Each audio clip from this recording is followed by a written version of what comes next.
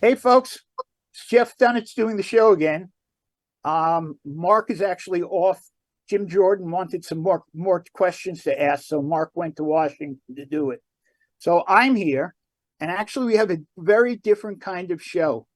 Our guest today is it Rayder? Yes, sir. Clark Rayder, who wrote a wonderful book called The Liberty Wars. And he's actually a film director, military photographer, and an author. And I got to tell you something. I couldn't put this book down. When you pick up a military book, you think it's going to be like combat. All it's going to be is combat. This is a book that makes you think. You don't know who really is the good guys and the bad guys. And there are good guys in the bad guys and bad guys in the good guys. And you're wondering it through the whole book. And it has a little sci-fi in it, a lot, some android type of things. And, and really, there are two things I learned from it. That I had a dog who died last year, and I really, really loved her. She was my best friend. But she had nothing compared to the dog in this book named Lucy. And the other thing I learned is that AI, which is in the book, there's some AI in the book. It's more than what the vice president said, that it's just two letters. There's actually more to it. So let's start with the book. Clark, where'd you come up from the idea for this book? Because I think it's great. Why don't you tell them the premise? Well, it's the idea that it's a modern day and we didn't win the American Revolution, and in a present tense, Great Britain is the only superpower. And that's kind of like the quick version of it, but it's an alternate history story that if we never won the revolution and America didn't exist. So if we're all British, does that mean we all have lousy food and bad teeth? To some extent. I don't know how much of the culture would have survived, but no, it's originally I conceived the idea because I was just reading into our history and like the true depth of it and like how much actually wasn't taught, at least to me, like growing up, and especially like in the school system. And especially like with the Bill of Rights, natural rights, like all the history that was actually great, went into that part. What's that? When they're reading the articles of the, what do you call it, the amendments and the Declaration of Independence, it's kind of like, they're developing it now. Yeah, it's that crazy idea that the government can't give you or take away your rights in America. And that was like I thought truly like coming to understand that, like just researching the history, I was like, wow, that's a really profound idea, and I understand why they're trying to get rid of it. Well, that's one of the things that I always say about this country. Supposedly, our rights are given to us by God, and that was part of the book, which means God is the only one that can take them away. The government can't take them away, even though they're trying to. Yeah. So that was actually one of the parts that really interested me. Tell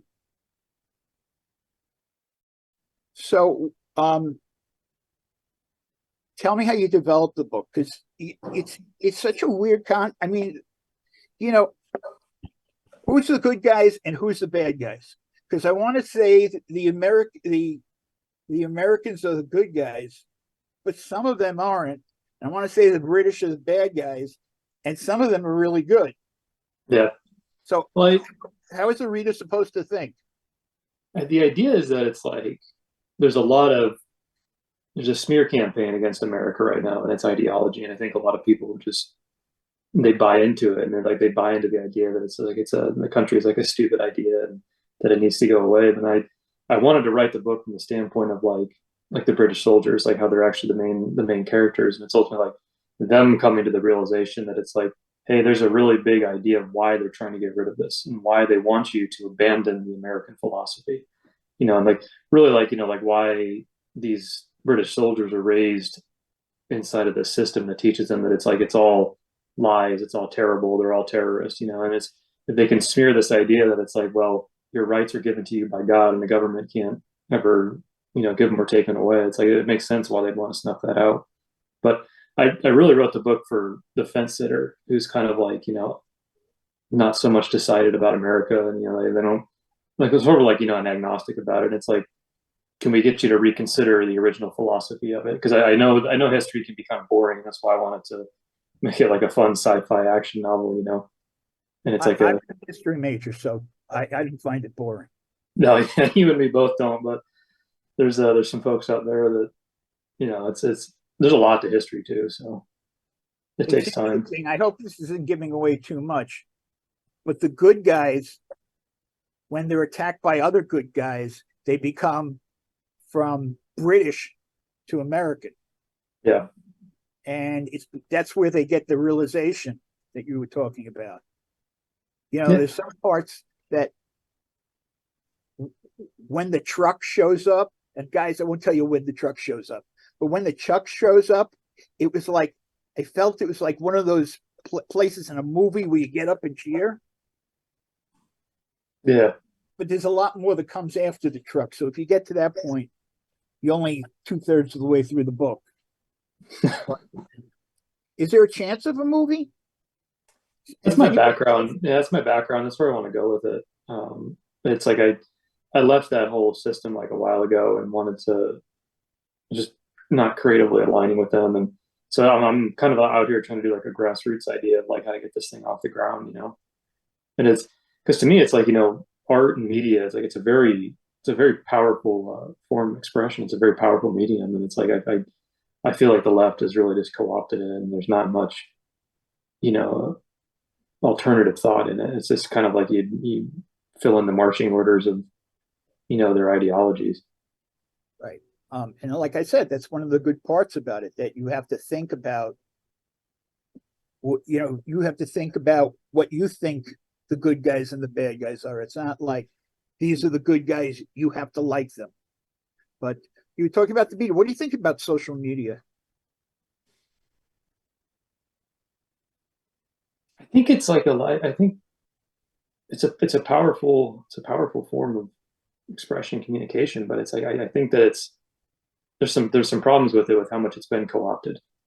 And it's like there's so much censorship. And it's like if you're gonna have a forum where it's like everyone's ideas can come to the table, you have to allow everyone's ideas. You can't have a forum where you snuff out any kind of like alternative conversation. You know, I think that's like a huge problem.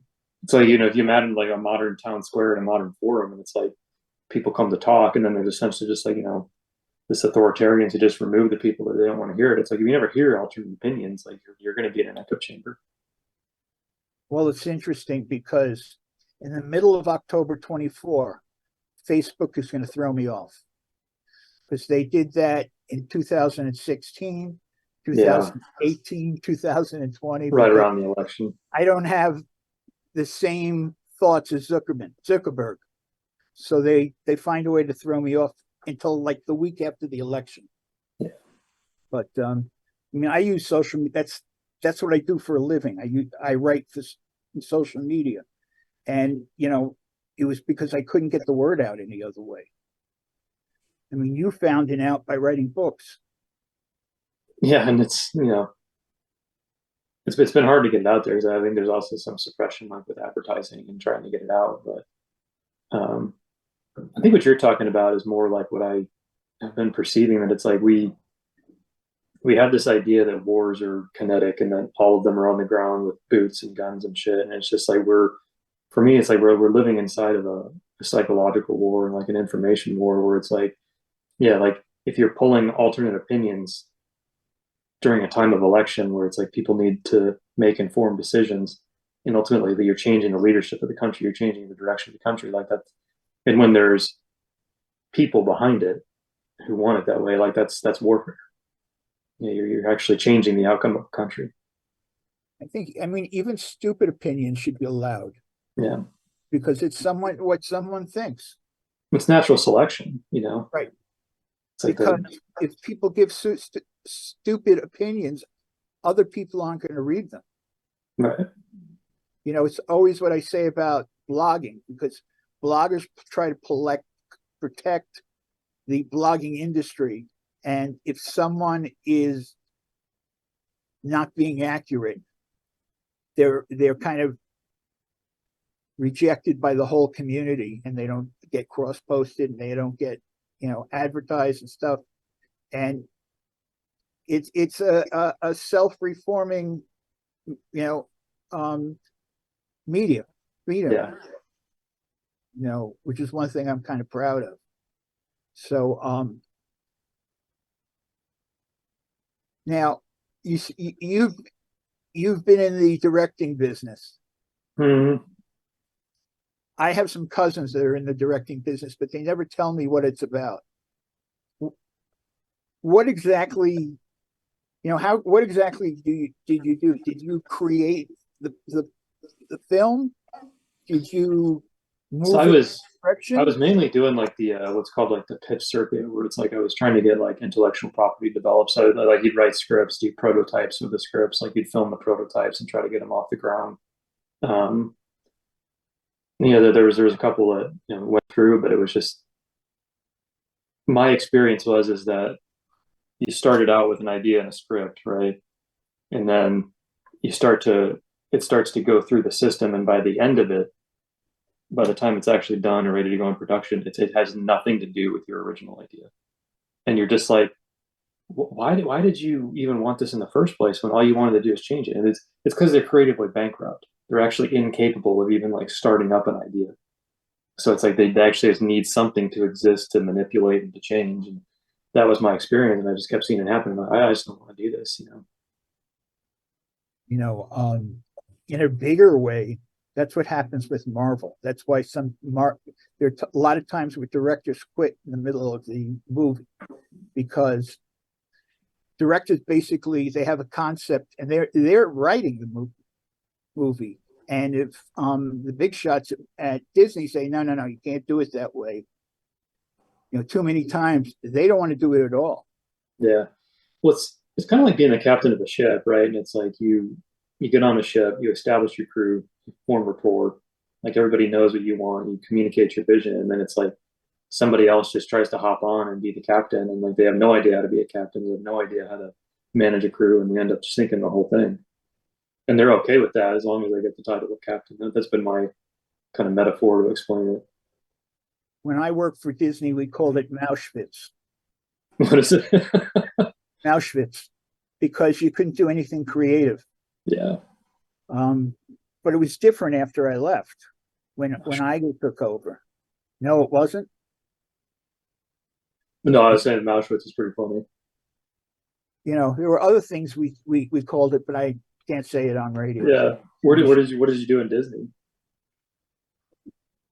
I was the ad director for Discover magazine, which at the time was owned by Disney. I can be a science geek too, Yeah. along with being a history geek, and I really enjoyed it. But the book kind of was sold, and I moved elsewhere. Actually, this is one of the books I work for, Sprite. Yeah. Lasted 6 months. Not because of me, but sometimes people come out with, you got to do it this way, and this way isn't working.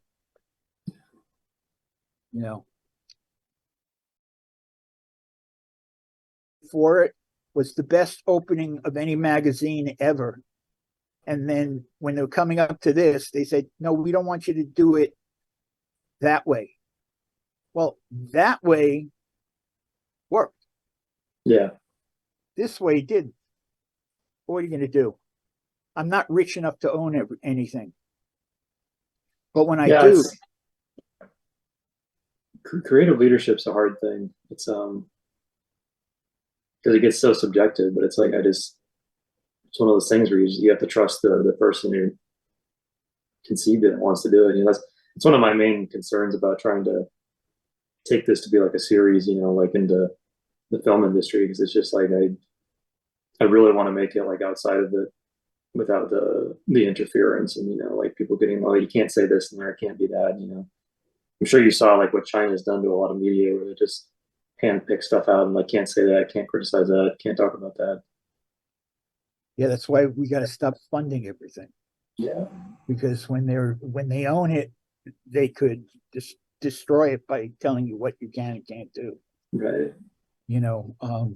That's part of the NBA was like that, where you couldn't criticize China, but but people wanted to.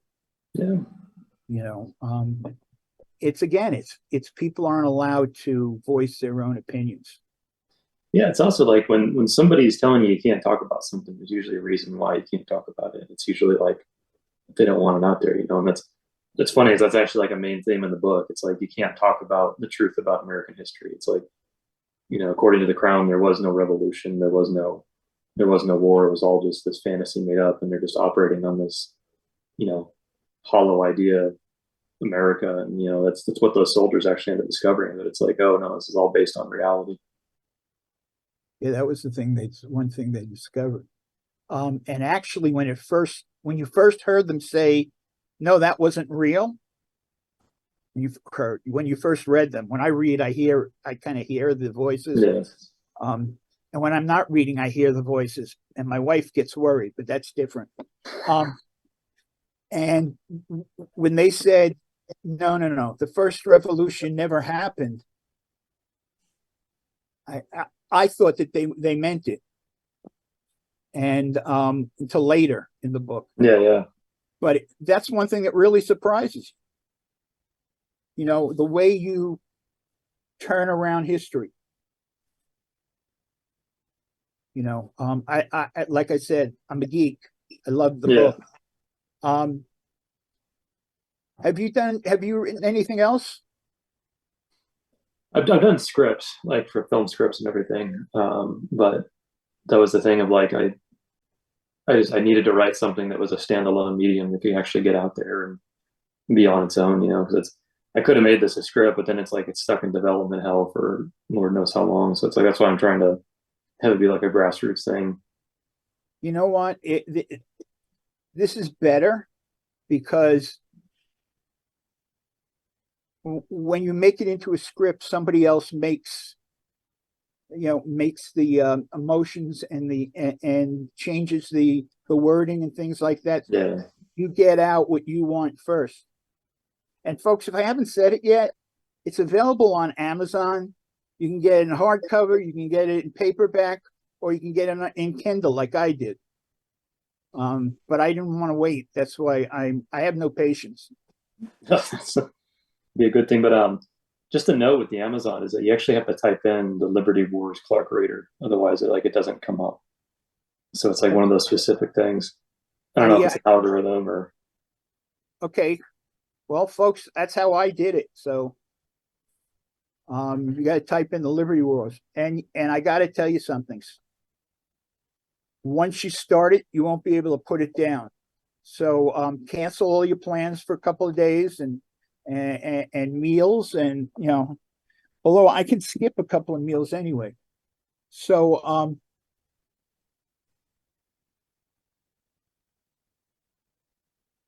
how am I supposed to know who's good and who's bad as I'm reading it?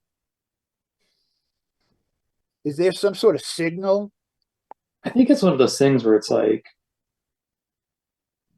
most stories are so simple in the sense that they're like, here's your bad guy. Like I remember like when I was watching stuff like Mission Impossible, like with my dad, where it's like these bad guys are so cliche. They're so like, oh, this guy's bad. He's just bad and he's gonna do bad things. And then like you get out into life and like human complexity is very nuanced. It's very difficult, and it's more like morality is a very, very challenging area. And it's like, can you actually have bad be for good, and not to promote that, but it's like it can be very confusing, especially when you're inside of a setting like a war. It's like some of these Americans, it's like how much are we going to have to fight, like who's going to have to get hurt for the ultimate, like the goal of freedom, because it's like what we have is actually hurting people more.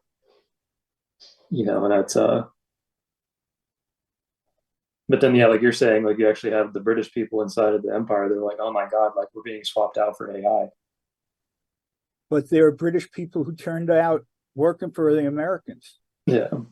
or as they're called, the rebels. I've never heard that term before. No, it's at I'm the, joking. oh, yeah. During the I was gonna say revolution, they were history. called the rebels. Yeah. But George Washington isn't in the book, folks. But Arlo is kind of a George Washington. Yeah, he's an idealist. He's an idealist who at least leads some of the church. And to me, from the beginning, Arlo's a good guy. No, you picked up on that. That's good. Well, once you said he was a leader and the British needed a leader, yeah, you kind of knew that. And especially when he didn't like when the other guys started killing people just to kill people. Yeah. War sucks, Yeah. but you could do it humanely, or more humanely than war is supposed to be. Yeah, and like in the book, he's very much for the this has to be done right. It has to be done by the book, and that's his ideology about wanting to bring all the depravity to the courts and have them decide. But it's like ultimately, it's also a metaphor for our system. I mean, look at all the corruption that's going on right now and how obvious it would be to put into a courtroom, but no one will take it. And that's Well, in what I usually do is politics, and I've met a lot of politicians. And let me tell you, if you ever meet a politician and shake their hand, count your fingers, because they'll take anything. yeah, And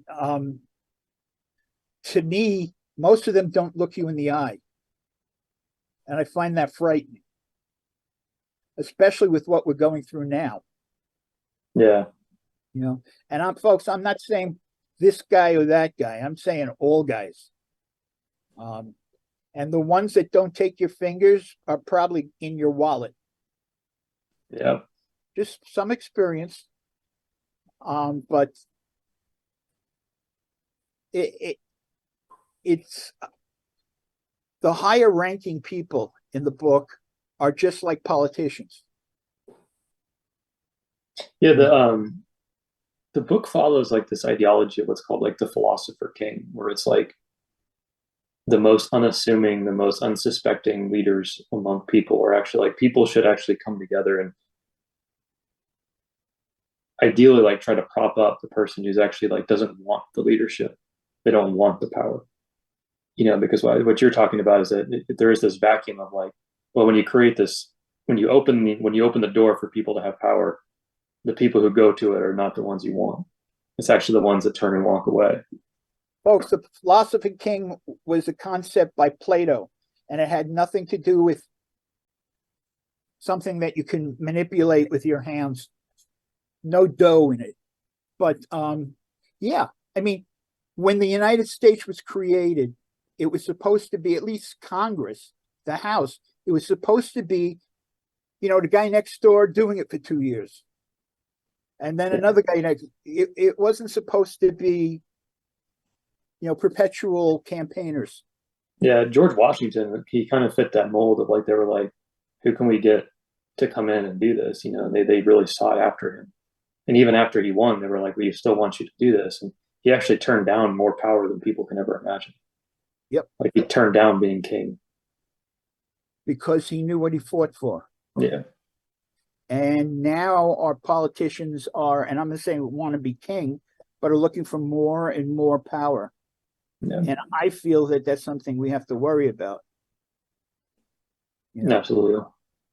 Especially already given all my power away.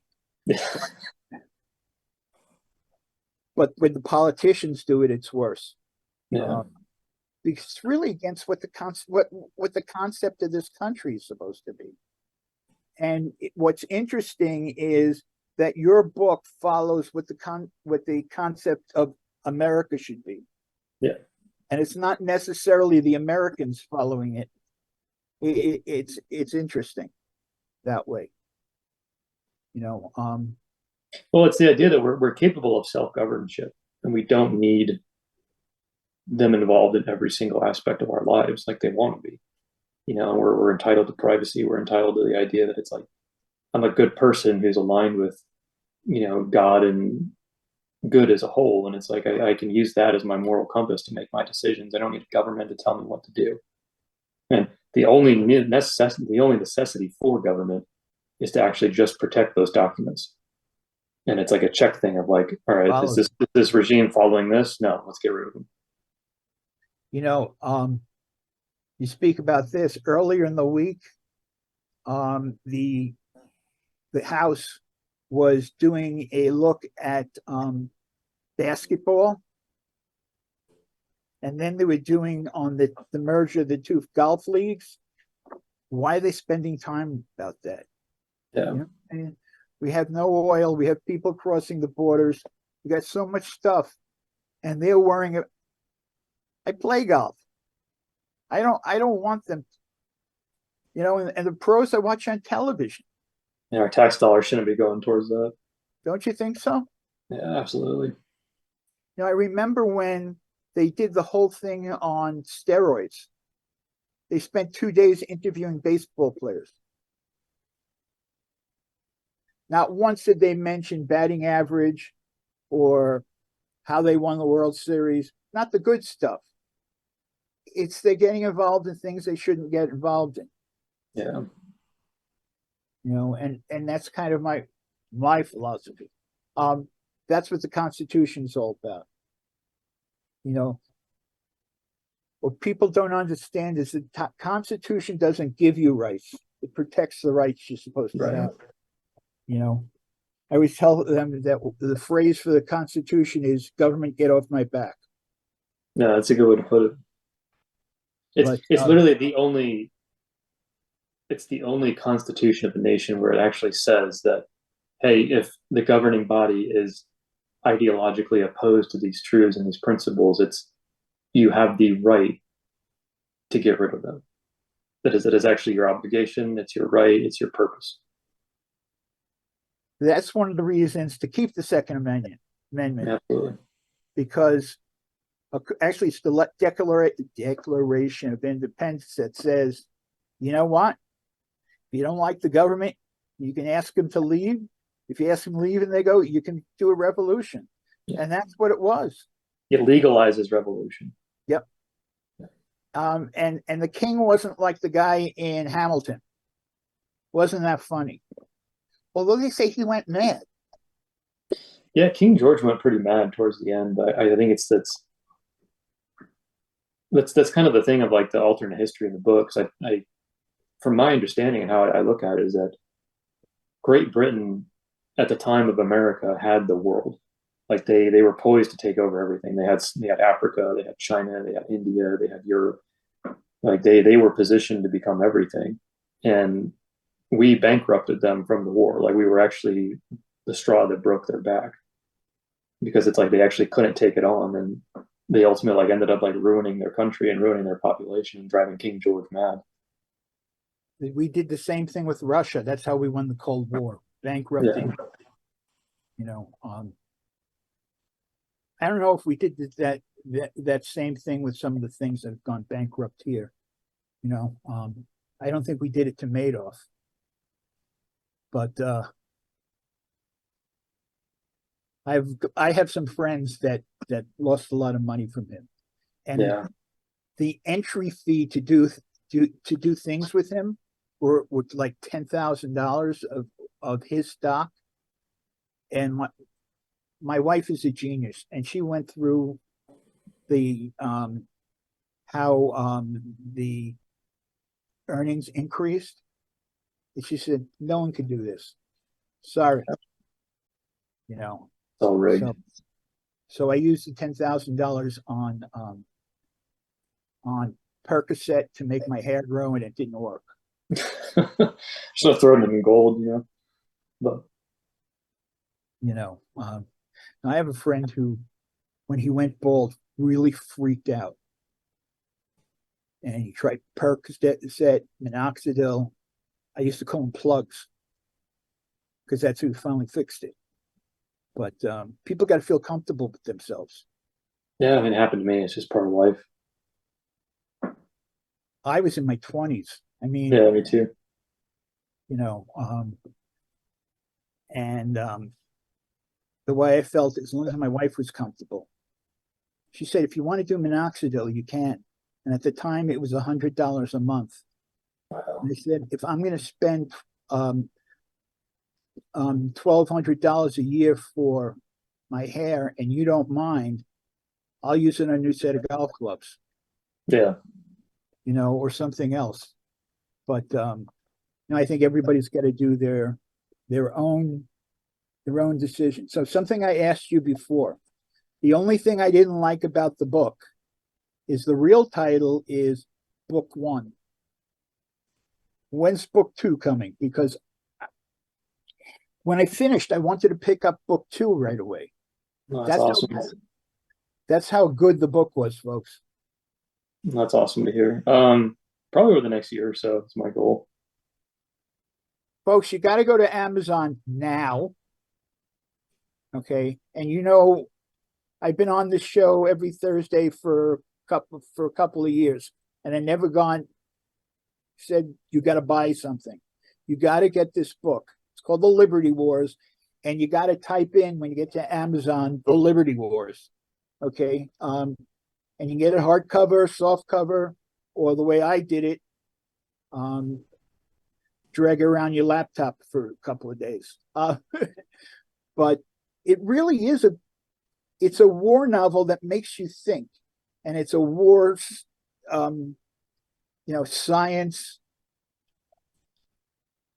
And like I said, it really makes you think about what's really good and what's really bad and who's really good and who's really bad. So if you don't buy that book, that's your homework for next week. If Mark is back, I'm still going to make it homework. Okay, folks? And thank you very much for coming. Yeah, thanks for having me. I really, like I said, I feel like I'm one of those gushing fans, but I really love the book. And folks, next week, same bat time, same bat channel. Thanks for listening. Thank you. Thanks for having me, guys.